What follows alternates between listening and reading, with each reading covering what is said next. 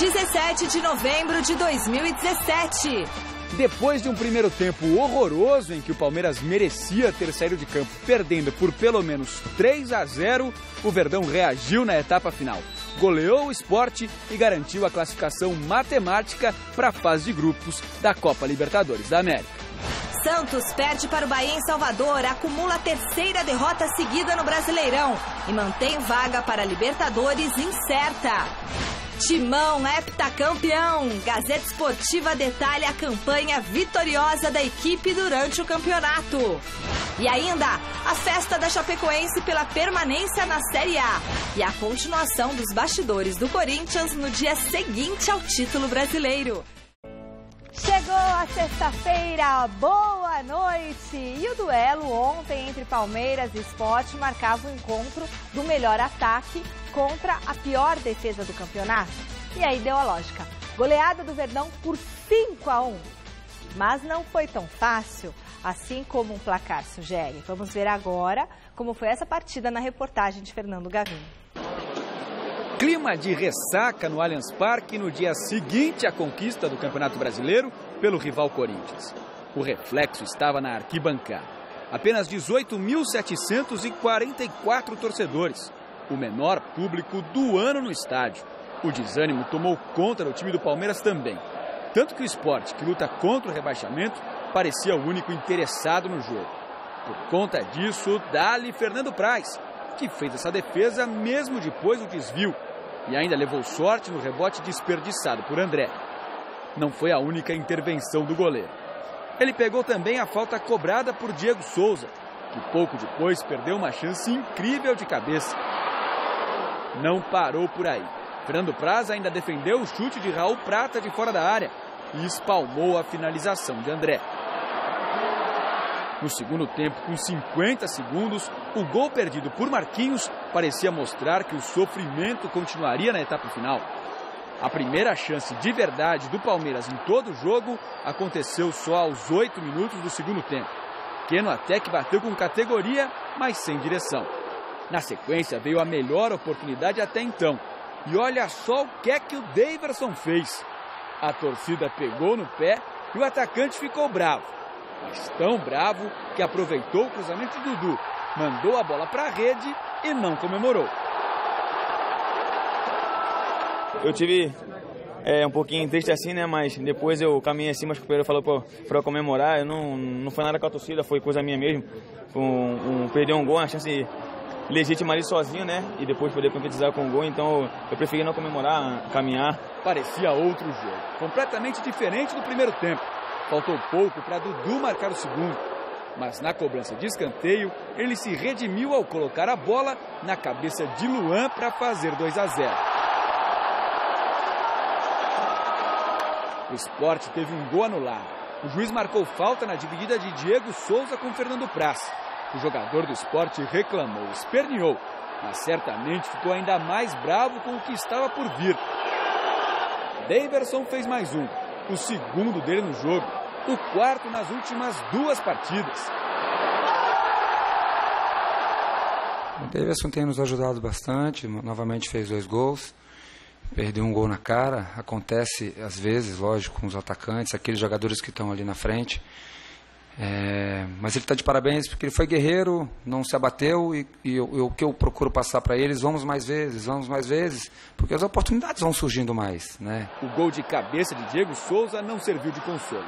Foi mesmo gol de honra, porque depois ainda teve tempo para o quarto do Palmeiras, marcado por Dudu. E o quinto, feito por Keno, fechando o placar impossível de acreditar para quem viu o sofrível primeiro tempo palmeirense. 5-1 em cima do Sport.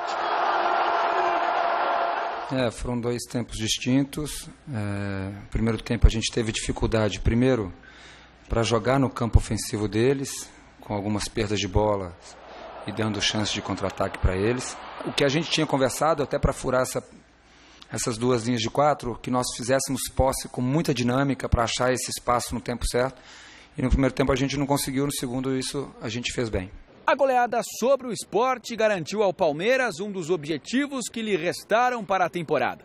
Com os tropeços de Botafogo e Flamengo, o Verdão garantiu matematicamente um lugar no G4, que classifica o time direto para a fase de grupos da Copa Libertadores da América.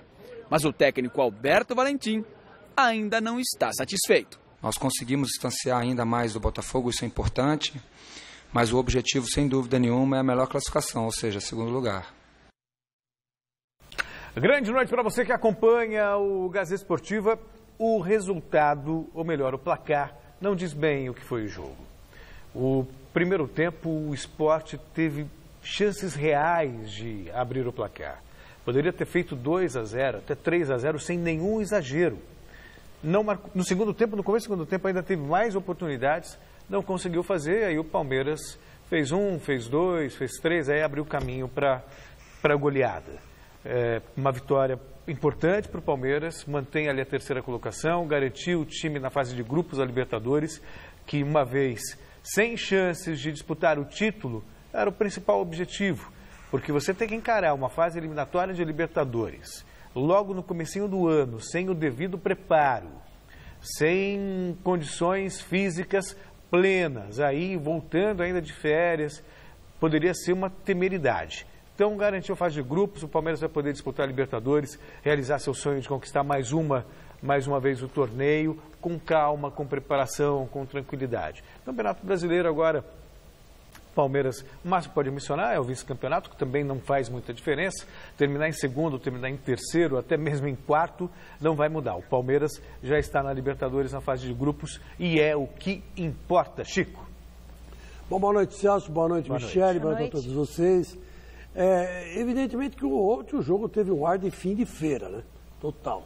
Inclusive, isso contaminou os jogadores, e os jogadores visivelmente estavam abalados no primeiro tempo. Não para o esporte, né? Não, o esporte não, o esporte foi para cima, só que faltou uma coisa que sobrou para o Palmeiras quando precisou, que foi categoria individual, né, dos jogadores. Você vê que o André perdeu o gol feito.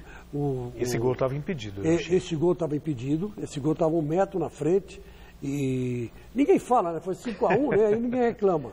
Mas que estava impedido, estava. Enfim, foi uma partida assim que o placar não retrata o que aconteceu em campo. Mas o que importa é que o Palmeiras classificou. E uma coisa que vai ainda pesar é que o segundo lugar, o primeiro lugar, se não me falha a memória, recebe 18 milhões de reais. A premiação, é verdade, você tem razão. 18 milhões de reais. Então faz diferença terminar em segundo, terceiro ou quarto. Faz. E a segunda posição acho que é a metade. Acho que é 10 ou 9 milhões. Então, quer dizer, faz uma diferençazinha assim, dá para pagar o 13º dos caras aí, né? Prêmio, essa coisa toda. Então, importa. E é importante ser vice-campeão brasileiro, né? Não corresponde a todo o investimento que o Palmeiras fez, né? Mas é um consolo bom. Então, vamos ver o que vai rolar daqui para frente, mas o Palmeiras, pelo menos, garantiu a classificação para, que nem disse você. E outra coisa que eu estava tentando lembrar aqui é o seguinte. O segundo ganha 11 milhões, não é isso? O segundo ganha 11 milhões. Obrigado, meu querido Rodolfo. É o seguinte, é bem menos, né? É bem menos. 7 milhões a menos, né? Mas só uma coisa que eu queria lembrar. Esse negócio de pré-libertadores, o único time que quebrou a cara do Brasil na pré-libertadores foi o Corinthians. O resto, ninguém. Todo mundo passou pela pré-libertadores. Todo mundo. Esse ano aqui que teve 2 fases eliminatórias, os times brasileiros passaram, Botafogo e Atlético Paranaense. Então foi só o Corinthians que decepcionou contra o Tolima. Os outros todos passaram. Então esse negócio de medo da pré-libertadores também é gozação, né? Não é rapidinho, só para concluir o raciocínio. É que, na verdade, antes era um jogo só. Agora existe possibilidade de ser 2 jogos eliminatórios. É que eu estou dizendo para você. O Atlético Paranaense e o Botafogo passaram por 2 jogos e passaram muito bem. Eliminaram equipes difíceis. Então quer dizer que isso aí é bobagem. Só o Corinthians que decepcionou. Interino como técnico do Palmeiras desde a demissão de Cuca, Alberto Valentim tem um aproveitamento bom à frente do clube com 5 vitórias, 1 empate e 2 derrotas. E a enquete desta sexta-feira quer saber a sua opinião sobre o futuro do treinador. A pergunta é: Alberto Valentim deve permanecer no comando do Palmeiras em 2018? Sim ou não? Eu acho que sim. Eu acho que ele merece essa chance. E aí? Eu acho que sim, ele merece, mas não vai. Merece, mas não vai. E aí, Chicão? Isso aí. Eu, na minha opinião, manteria o Roberto Valentim. Faria o que o Corinthians fez com o Carille. Né? E que o Grêmio fez com o Roger, né? Quando o Roger estava começando, o Roger Machado. Né? Então eu acho assim, que deveria manter sim. Porque o Roberto Valentim está com uma campanha boa. Eu estava conversando hoje com o Gorfo na redação, nosso querido Rodolfo, e de 7 jogos ele perdeu 2, empatou 1 e ganhou 4. E ele já tinha um bom aproveitamento também como interino. Como interino. Então quer dizer que ele ganhou, ainda está interino, Chico, né, aqui, ele ganhou 5, ele empatou uma vez e teve 2 derrotas. 2 derrotas. Então, errei. Ele empatou uma vez só, ganhou 5 vezes e teve 2 derrotas. Tá certo que as 2 derrotas foram cruciais, né? Uma para o Corinthians, o empate foi para o Cruzeiro, né? Por isso que, mas ele chegou bem perto de uma campanha quase que melhor, somando o Cuca e o filho do Nelsinho Batista. O Eduardo Batista. Então, quer dizer, de todos os treinadores que passaram por ali, ele que tem a melhor campanha, né? Isso é que a diretoria tem que pensar antes de tomar a decisão. E eu acho que ele tem bastante confiança no taco dele. Bom, quem segue se complicando no Brasileirão é o Santos, que foi a Salvador e perdeu para o Bahia 3-1. Veja os gols. Na Fonte Nova, o Santos começou com tudo para cima do Bahia e abriu o placar com Bruno Henrique depois do cruzamento de David Braz. 5 minutos depois, Lucas Veríssimo derrubou Zé Rafael na área e o árbitro deu pênalti. Na cobrança, o colombiano Mendoza bateu no cantinho e empatou o jogo, 1-1. Aos 9 do segundo tempo, Zé Rafael puxou o contra-ataque pela direita, cruzou para a área e Alisson acabou marcando contra. Virada do Bahia em Salvador. O time da casa ainda teve outro pênalti marcado na chegada de Jean Mota em cima de Edgar Júnior. O próprio atacante assumiu a responsabilidade da batida e definiu o resultado. Bahia 3, Santos 1. A gente tem que procurar jogar bem, mas também vencer. E eu não vejo assim a entrega do grupo, assim, um desânimo que tá tudo errado, não. A gente fica triste, como nós conversamos ali agora no vestiário, estamos todo mundo muito chateado, porque teve uma derrota, mais uma derrota, né? E a terceira, mas assim, temos que levantar a cabeça, ter a tranquilidade, que esses momentos no futebol ali acontecem, e nós temos aí 5 pontos na frente, que o Botafogo e o Flamengo perderam, e a gente continua, nós temos a oportunidade dentro da nossa casa de fazer a nossa vitória. Eu acho que a diretoria afundou o time do Santos. Sem dúvida. Se existe um responsável por esse fracasso do Santos, é a diretoria do Santos. O presidente Modesto Roma, que não teve convicção, não teve peito para sustentar lá no cargo o Levi Coupe, quando o time estava na vice-liderança, oscilando entre segundo e terceiro colocado, e demitiu no final do campeonato. Não era a hora para demitir o Levi Coupe. Não tinha o menor sentido. Está aí, 3 derrotas seguidas. A sorte do Santos é que Flamengo e Botafogo também vacilaram.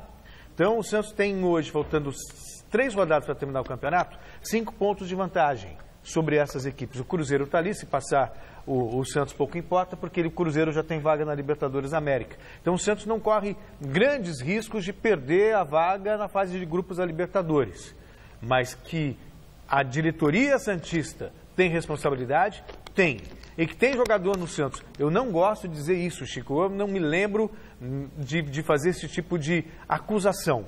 Mas que tem jogador no Santos que parece que está com má vontade, tem. Então eu acho que, mais cômodo, mais honesto não estou com cabeça para continuar, vou embora mesmo e tchau. Me refiro ao Lucas Lima. Mas é que tá o negócio, né, Celso? Quem colocou ele lá que é o culpado, né?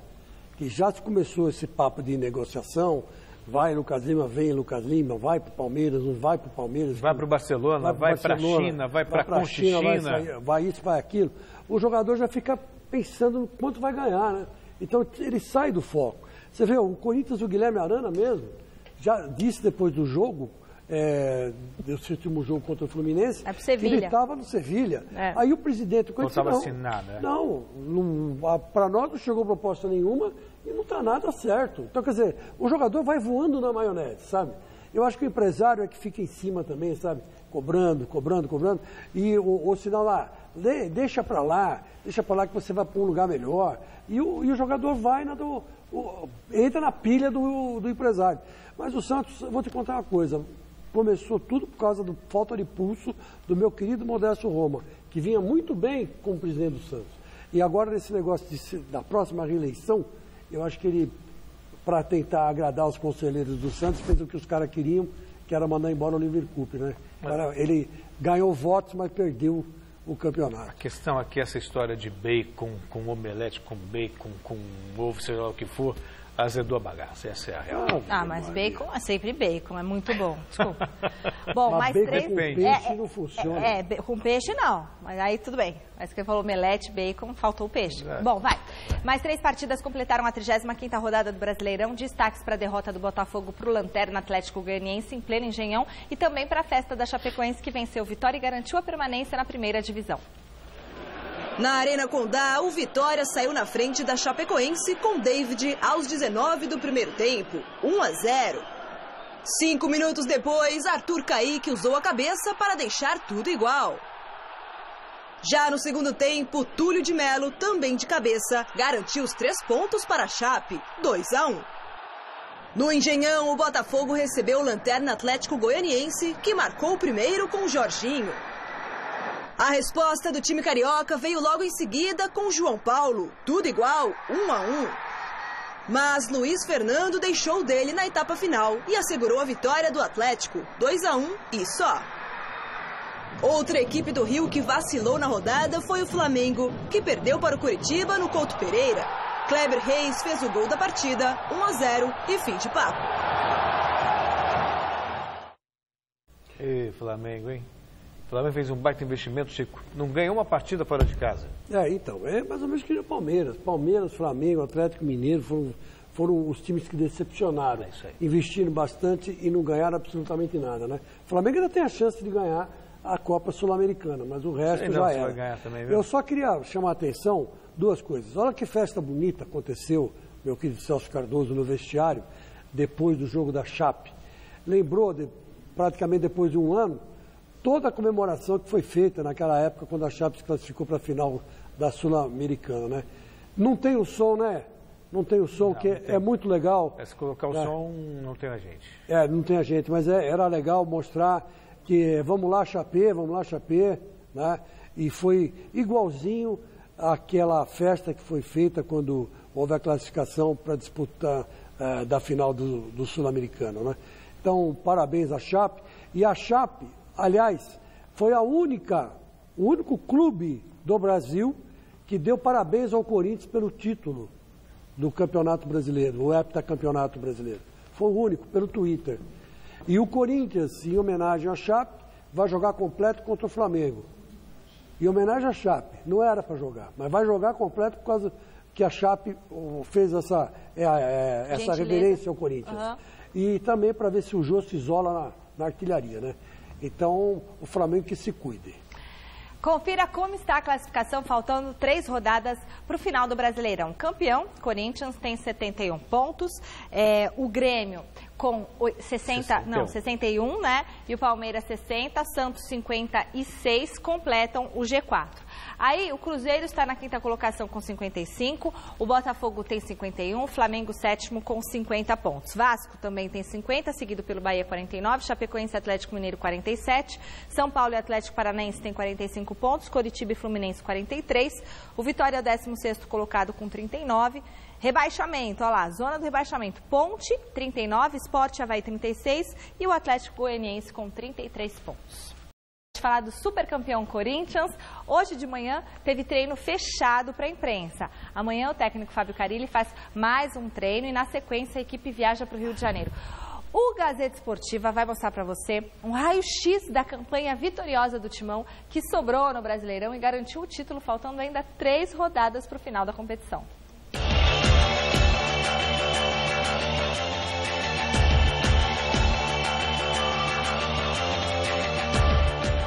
A campanha do Corinthians no Brasileirão começou com um empate chorado contra a Chapecoense em Itaquera. Na sequência foram 3 triunfos seguidos contra a Vitória, Atlético Goianiense e o Santos. Na 4ª rodada, um desafio e tanto para os comandados de Fábio Carille enfrentar o Vasco em São Januário com um time repleto de reservas. A força do elenco alvinegro apareceu e o Timão voltou para São Paulo com uma vitória por 5-2. Aonde nós vamos chegar eu não sei, mas vai ser com organização, vai ser com entrega, vai ser assim até o fim.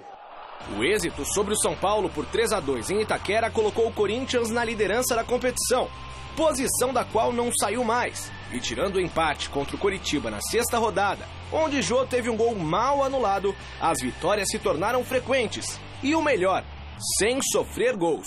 Bahia, Grêmio, Botafogo e Ponte Preta não conseguiram quebrar a invencibilidade do alvinegro de Parque São Jorge e nem superar o goleiro Cássio.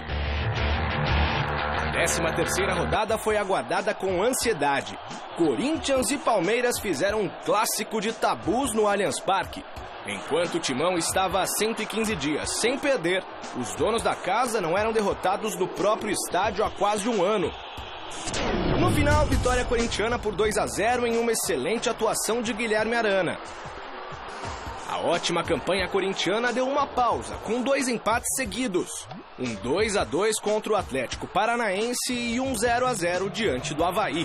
Nos próximos jogos, o Timão venceu o Fluminense por 1-0, empatou com o Flamengo por 1-1, não tomou conhecimento do Atlético Mineiro ao bater o Galo por 2-0 fora de casa e fechou o melhor primeiro turno da história de um Brasileirão por pontos corridos ao vencer o Sport por 3-1 em Itaquera. Os números do professor Carille na primeira metade do campeonato foram impressionantes. Em 19 jogos, o Corinthians somou 47 pontos. Foi o time que mais venceu, com 14 vitórias. Empatou 5 vezes e, incrivelmente, não sofreu nenhuma derrota. Um aproveitamento de 82,5%. O ataque alvinegro marcou 32 gols e a defesa só foi vazada 9 vezes. Se na primeira parte do campeonato o Corinthians foi fantástico, o mesmo não se pode dizer do segundo turno. A derrota por 1-0 para o Vitória terminou com uma invencibilidade de 34 jogos e quase 5 meses. Para piorar, a equipe perdeu a partida seguinte para o Atlético Goianiense e só foi voltar a vencer quando encarou a Chapecoense na Arena Condá. Os adversários ainda estavam longe na tabela e o Timão tinha vencido todos os clássicos. Isso até medir forças com o Santos na Vila Belmiro. Outra derrota, a terceira no Brasileirão, dessa vez por 2-0. É um segundo turno que a gente não esperava e a gente tem que melhorar se a gente quer algo no campeonato. A recuperação veio contra o Vasco em Itaquera, vitória por 1-0, mas depois chegou o majestoso no Morumbi. E graças a esse gol de Cleison, o Timão conseguiu arrancar o empate por 1-1. Contra o Cruzeiro, outra igualdade, pelo mesmo placar. Mas diante do Coritiba, em Itaquera, veio a redenção. Um triunfo por 3-1 momentaneamente tranquilizou a Fiel. Porém, na rodada seguinte, um tropeção diante do Bahia na Arena Fonte Nova voltou a levar os corintianos ao desespero. Poderia o time perder o título mais ganho dos últimos tempos? Carille e os jogadores tentaram dar a resposta contra o Grêmio em Itaquera, mas não passaram de um empate em 0-0. E nas rodadas seguintes o medo só aumentou. Derrotas para o Botafogo e a Ponte Preta deixaram o arquirrival Palmeiras cada vez mais perto na classificação. Para nada decidido, isso eu sempre falei. Muitos da imprensa plantaram a situação que com 8 rodadas vai ser campeão. Cheguei a falar com 7 rodadas, faltando 7 rodadas, mas o campeonato está aberto ainda. O jogo da vida do Corinthians no campeonato foi justamente contra o Palmeiras. A dupla paraguaia do Timão, Romero e Balbuena, fez 2-0. Mas Minas subiu mais alto que todo mundo e diminuiu o placar.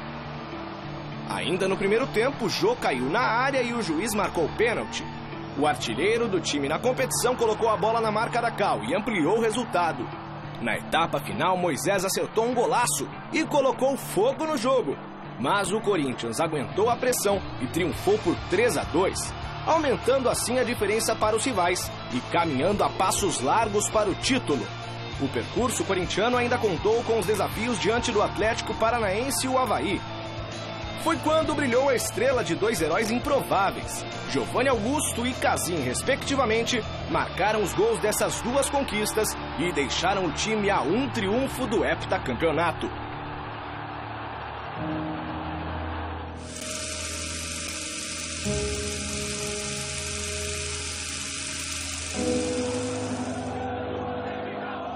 O jogo do título corintiano teve enredo de filme e do jeito que o torcedor gosta. A linha do nunca foi fácil marcou a partida contra o Fluminense. Logo no primeiro minuto, os cariocas saíram na frente e deixaram a Fiel apreensiva. Mas o final feliz não tardou a chegar. Vai correndo, vai valente, vira o jogo de repente. Corinthians no meu coração. Sou fiel, sou verdadeiro, o meu clube é brasileiro. Agora tu és campeão. Com 3 minutos da etapa final, o Corinthians já tinha virado o placar. Jô balançou as redes 2 vezes e Jadson fechou o marcador em 3-1. Festa em Itaquera. O heptacampeonato é da Fiel.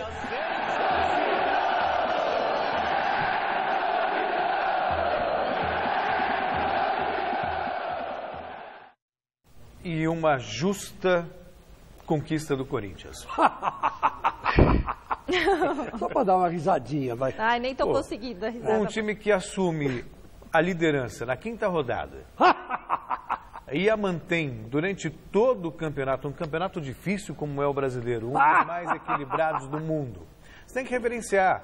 Alguém pode falar assim, mas teve um lance aqui, outro ali. Como com todos os clubes que participaram do Campeonato Brasileiro, teve um clube que foi prejudicado, teve, em algum momento foi prejudicado, em outro momento foi beneficiado. Acontece.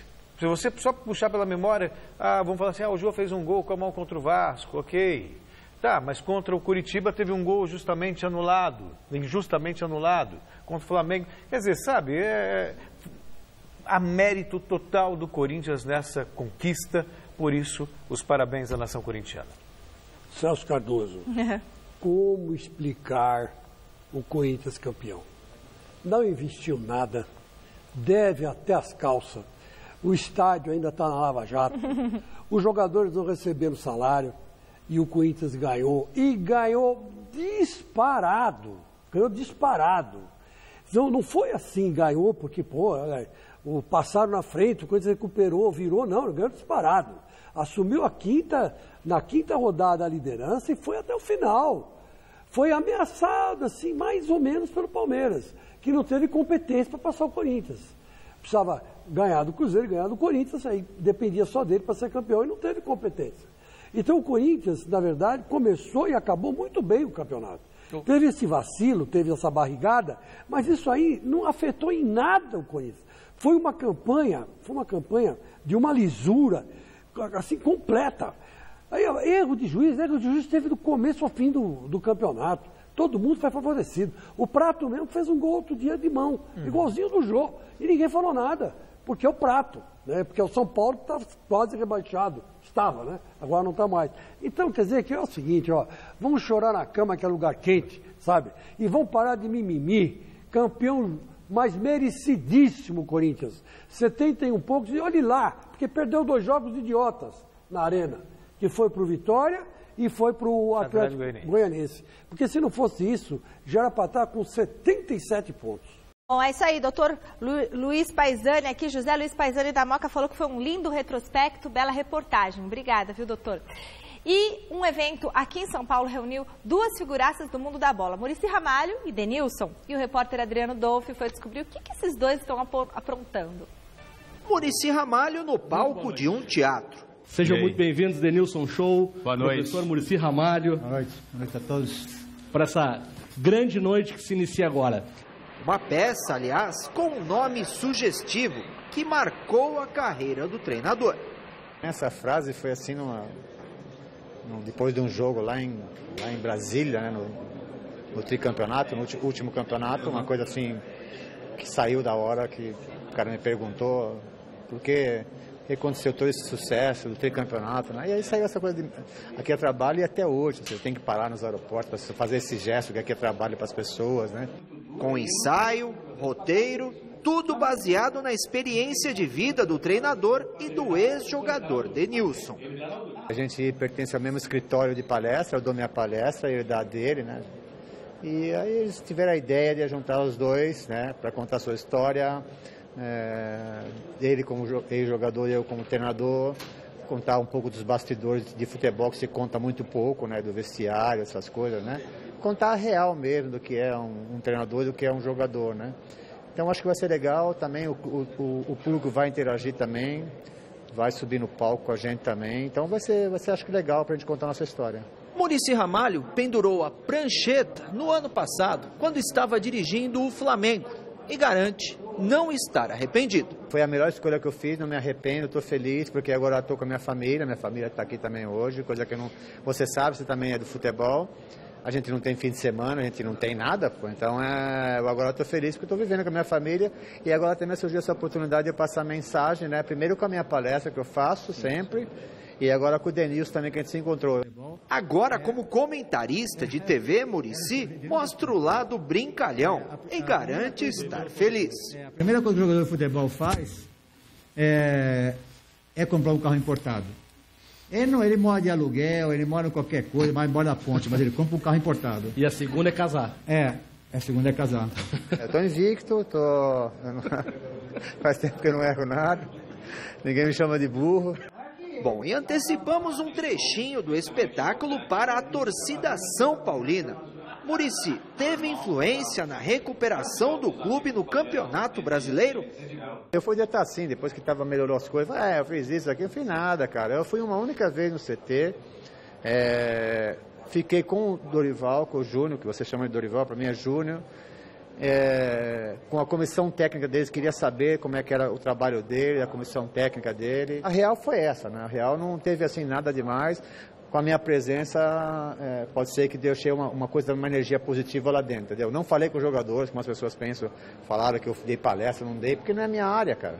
O treinador é o Dorival, é ele que tem que fazer as coisas, entendeu? Mas o legal é que a mensagem é que a diretoria de São Paulo e os dirigentes têm que saber que um treinador, e está mostrando agora, tem que ter um pouco de tempo para trabalhar. Ele chegou no meio da temporada, não conhecia ninguém, não conhecia como é que era o São Paulo, não conhecia os jogadores.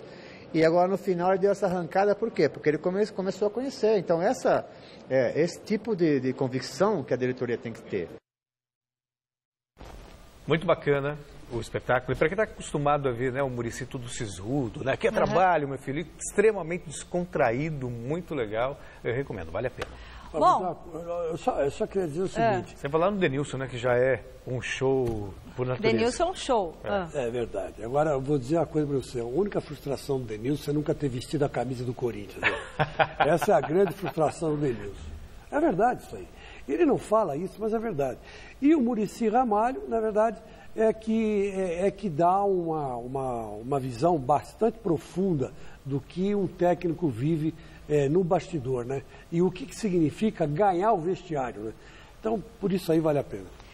Domingão tem mesa redonda a partir das 9 da noite para a gente falar muito sobre essa reta final de Brasileirão. Estarão conosco o consultor médico do Corinthians, Joaquim Grava, e o humorista Rudy Landucci. Imperdível, tá certo? E mandando um beijão para o nosso editor aqui, Celso Berni, que fez aniversário ontem. Celção, um beijo para você, muitas felicidades. Um beijão para Mayla de Brodowski, namorada do Leandro Henrique, corintiano, nosso telespectador também que fez aniversário. E um beijo para o meu tio, Sérgio Roberto Palmeirense.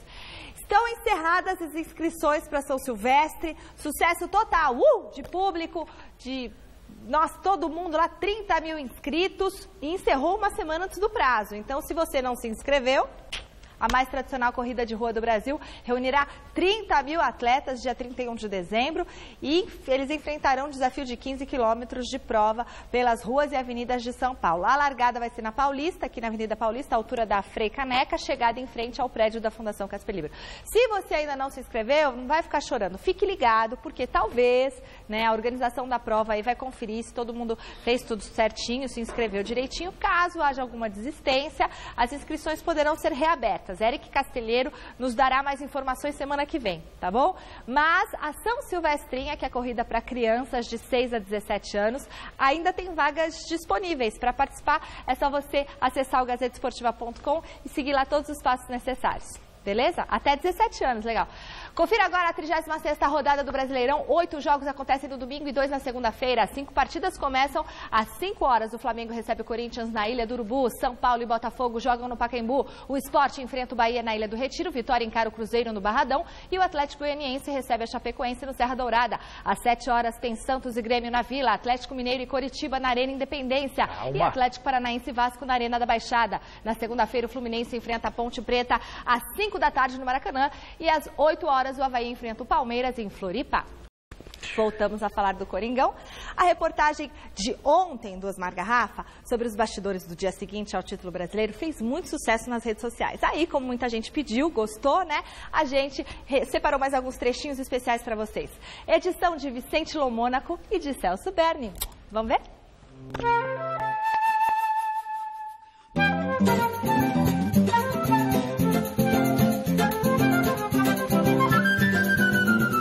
A Garrafa é uma oportunidade aí da gente poder conversar com todos os jogadores mais importantes, o treinador Fábio Carille, que para mim foi o grande responsável por esse título, né? Nós somos do tempo, e o Garrafa também, que ele não é tão novinho assim, que a gente tinha essa liberdade de sair entrevistando todo mundo, né? Verdade. Acabava o treino, a gente escolhia com quem ia falar. Os mais novos estão estreando hoje, viu, Mauro? Estão estreando, cara, porque antes, gente, era assim.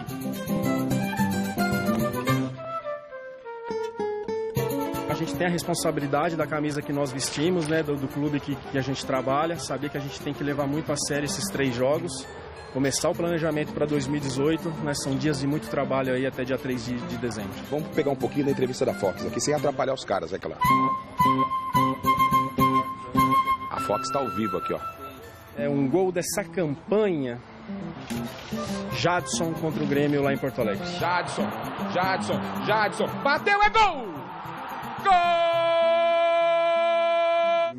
Um momento de muita alegria, de euforia, né? Esse campeão brasileiro é espetacular, né? E ainda mais sendo campeão brasileiro jogando no Corinthians, tem um gostinho diferente. Inexplicável, não tem como. É maravilhoso, velho. Só quem é corintiano sabe o quanto que é bom. De todos os gols que você marcou, dá pra destacar um pra nós? Os últimos 2. Cruzamento pra dentro da área, Jô de cabeça e o gol! Gol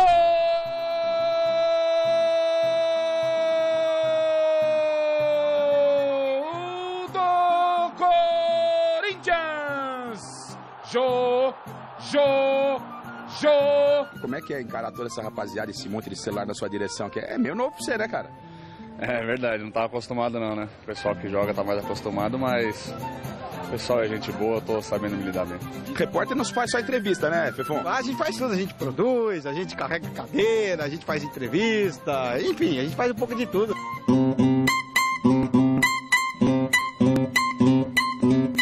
Quem vai ocupar essa cadeira aqui, ó? Enquanto não chega um cara bom de bola, você tá eu rapidamente com você aqui, Ortega. Quem que é o cara hoje da boa aí? O Jô, né? Acho que o Jô é o cara, o Carille também. É difícil encontrar um grande personagem desse time, mas acho que o Jô, pelos gols, pelo fato de poder ser artilheiro também, acho que é um grande cara para sentar aí. Agarrar essas críticas e tirar o melhor proveito, como a gente tirou, e chegar nesse título maravilhoso, especial para mim, por ser corintiano, ser campeão no Corinthians é fantástico. É diferente, cara, ser campeão no Corinthians. Acho que não influenciou nada. A gente sabia que críticas é normal, faz parte do nosso trabalho.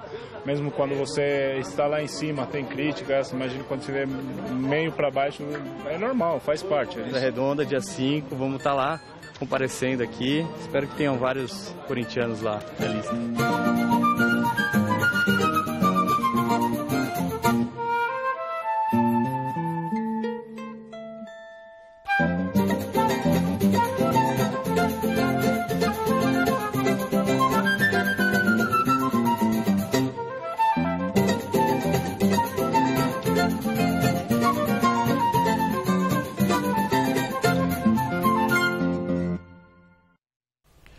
Meus amigos, quando eu comecei no jornalismo, o Mauro Naves aí foi entrevistado, o Tomé também, e o Garrafa, era assim, desse jeito aí.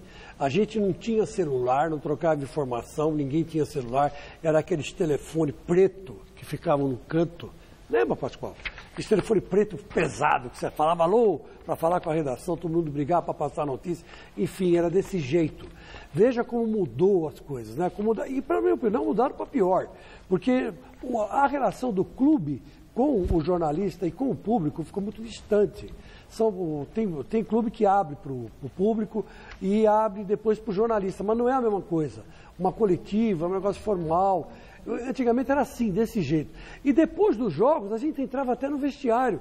Os caras tomando banho e tudo, davam entrevista. Era um negócio muito bacana, muito legal. E, infelizmente, isso acabou. Como diz o Flávio Prado, e ele tem razão, antigamente a relação do jogador com a imprensa, com os representantes da imprensa, era de amizade e confiança. Então a gente tinha essa relação. E eu ainda com alguns tenho essa relação de amizade e confiança. Talvez por isso mesmo que a gente às vezes dê uma notícias que os outros não dão. Exatamente por isso. Mas isso é a moda antiga. Hoje é tudo na redação, um fica copiando o outro, entendeu? E fica muito desagradável. Cai na mesmice, cai na chatice, né? Mas por isso mesmo que a gente está aí, com 63 anos e aqui na televisão. Né? Por quê? Porque é exatamente por isso. O jornalista tem que ter agenda e tem que ter liberdade com o jogador e com o técnico, né? Mas isso foi bacana para mostrar para vocês como era e como deveria ser sempre esse tipo de relacionamento. Não imitando a Europa, né? Imitando a Europa, aqui sai tudo como se diz, uma caricatura, né? Não é a mesma coisa que lá, que é uma caricatura da Europa. Bom, depois da goleada de ontem, o Palmeiras voltou aos treinos já na manhã desta sexta e o repórter Adriano Dolfi acompanhou a movimentação do Alviverde. Vamos ver? Depois da goleada sobre o Sport, que colocou o Palmeiras na terceira colocação do Campeonato Brasileiro, os jogadores se reapresentaram na manhã desta sexta-feira e com novidades.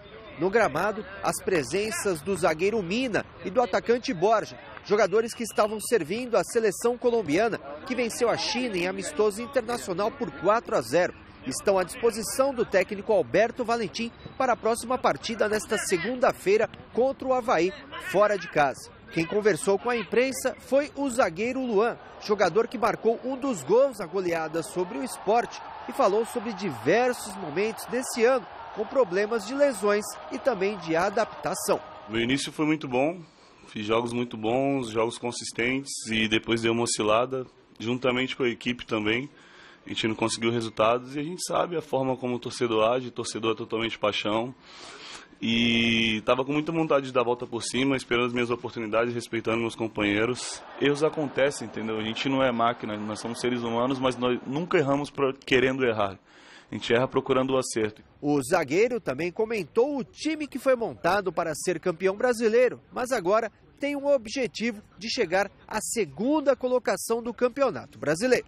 O título não tem como mais, então nós vamos mirar esse segundo lugar e vamos atrás dele, porque se a gente parar e pensar, 5, 6 dias atrás tinha tanta gente aqui no portão que dizia que ninguém prestava mais. Então futebol é assim, você tem que provar a cada dia, a cada jogo, que você merece estar vestindo a camisa de um grande clube como o Palmeiras, senão as cobranças, as críticas voltam a acontecer e tira esse ambiente de tranquilidade e paz para você trabalhar. Então a gente quer muito buscar esse segundo lugar, quer muito ser campeão do retorno e esses são os nossos objetivos e a gente vai em busca deles. Então eu falei ontem na Zona Mista que, passado esses 3 jogos, a diretoria tem que rever todo o planejamento deles e nós também, jogadores, temos que botar a cabeça no travesseiro nas férias e pensar tudo que a gente fez de bom e tudo que nós poderíamos ter feito.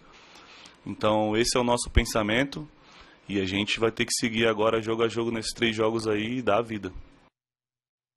No começo desta tarde, o Palmeiras confirmou a contratação do lateral esquerdo Diogo Barbosa, um dos destaques do Cruzeiro nesta temporada, e o jogador já mandou recado para a torcida alviverde.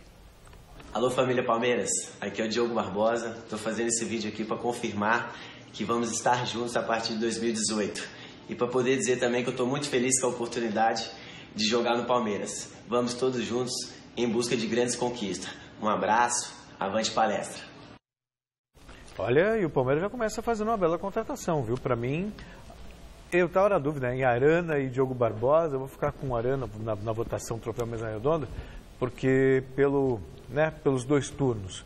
mas que é um baita jogador, o Diogo Barbosa, para mim, para muitos vai ser o melhor da posição no Campeonato Brasileiro. Olha, eu vou dizer uma coisa para você, Celso, tudo bem, é um bom jogador, mas também não é lá essas coisas também não. Eu acho que o Palmeiras deveria esperar mais um pouco. Primeiro definir. Mas precisa de um lateral, Chico. Não, precisa de um lateral. O Egídio não vai ficar. Não... Legal, mas quem é esse cara? Chegou agora, sabe? É muita precipitação. Espera um pouco, dá tempo ainda, não vai disputar para a Libertadores, já está classificado, dá para esperar, decidir, olha, vai ser o Valentim o nosso técnico. Valentim, quem você quer? Eu quero fulano. Aí vai lá buscar. É assim que funciona. O que eu estou achando é o seguinte, o Palmeiras parece revólver na mão de macaco, dá tiro para tudo quanto é lado, sabe? E é ruim isso aí. Falta um pouco de planejamento. Então quem faz o planejamento? É a comissão técnica. Mas quem é que vai ser o treinador da próxima temporada? Ninguém sabe. Vai ser o Valentim? Vai vir o Abel Braga? Então espera o cara chegar, ou contrata logo, para o cara definir, olha, eu quero esse, para disputar tais e tais títulos. E pronto, fica assim. Mas é uma posição difícil você achar um bom jogador. Quer dizer, você tem um cara que se destacou e vai precisar de um, já se adianta e contrata. Se já surgiu a oportunidade, Chicão. Acho que já faz parte do planejamento. Eu acho que não faz parte do planejamento nenhum. Chegou muito cara no Palmeiras que sentiu o peso da camisa e não deu certo. Então, e custou peso de ouro. Juninho, por exemplo, 10 milhões no Juninho. Eu acho que não deu certo no Palmeiras. Então, quer dizer, eu acho que falta isso, planejamento. São Paulo vai precisar vencer o Botafogo no Pacaembu para se afastar definitivamente da zona de rebaixamento. O repórter Alexandre Silvestre tem as informações do Tricolor. Pessoal, o São Paulo está em regime total de concentração para o jogo de domingo, às 5 da tarde no Pacaembu pelo Campeonato Brasileiro, diante do Botafogo. Tanto que eu falo aqui do lado de fora do CT da Barra Funda, atividade de hoje totalmente fechada à imprensa, não temos imagens, muito menos entrevistas com o treinador ou jogadores. O São Paulo teve sua sequência de invencibilidade na competição quebrada na rodada passada, perdeu em Porto Alegre para o Grêmio, vinha de 5 jogos sem derrota, com 3 vitórias e 2 empates. Estacionou nos 45 pontos e está à caça da meta estipulada pelo Departamento de Futebol, que é alcançar o quanto antes os 47. Se ganhar do Botafogo no final de semana, pula para 48 e elimina o risco de rebaixamento para a segunda divisão. O professor Dorival Júnior tem desfalques importantes e retornos também importantes. Hernanes não joga, está suspenso, assim como o zagueiro Arboleda. Em compensação, voltam o Militão para a lateral direita, provavelmente será escalado para compor a linha defensiva do Tricolor pelo lado direito, ele que cumpriu a automática, e o Cueva, que retorna da seleção peruana, conseguiu a classificação para a Copa do Mundo, vem motivado e reforça o Tricolor para esse jogo de domingo contra o Botafogo no Pacaembu, com casa cheia mais uma vez. Um abraço, bom final de semana, nos vemos no Mesa Redonda. Olha, o Os portões se fecharam, quase fecharam o Silvestre, eu tô assustada. Foi lindo. Foi um belo fechamento. Foi que maravilhoso. Quase prendeu ele. A única coisa boa para o São Paulino é a volta do Cueva. Depois que o Cueva foi para a seleção, o São Paulo perdeu 3 jogos. Não conseguiu ganhar mais. Então, quer dizer, o Cueva é mais importante que o Hernanes. Não é que o Cueva seja mais importante que o Hernanes. Mas como foi para a seleção peruana, ele é o homem da segunda bola, ele dá o passe para o cara lá na frente fazer o gol. Foi assim, né? O Farfán fez o gol desse passe do Cueva, a jogada do Cueva. Então o Cueva é importante para o cara da finalização. O Hernanes, ele é o cara dos gols milagrosos, né? Dos gols surpresa. Mas a questão é que ele não é o homem da finalização. Ele vem de trás, faz gol de falta, essa coisa toda. Agora o Cueva não. O Cueva é um armador. E o São Paulo sentiu uma falta danada do Cueva. Então, legal que o Cueva está voltando. Eu acho que o São Paulo ganha do Botafogo e se livra de vez, ou chega à meta, pelo menos, dos mais de 47 pontos aí que o Dorival Júnior queria. Rodolfo, nossa enquete. A pergunta de hoje era para saber se o Alberto Valentim deve permanecer no comando do Verdão em 2018. E aí, o que a galera acha, hein? Olha, tá apertada a votação, hein? 52% sim. Mas não é uma unanimidade, né? Eu achei que fosse dar mais para o Alberto Valentim. Bom, as derrotas para o Corinthians e para o Vitória pesaram muito, né? Bom, o programa de hoje termina aqui. Nós voltamos domingo com Mesa Redonda às 9 da noite. Segunda-feira tem Gazeta Esportiva ao vivo. Boa noite, Chicão. Boa noite, Celso. Até domingo. Até daqui a pouco no Jornal da Gazeta. Tchau. Nos vemos lá. Pizza!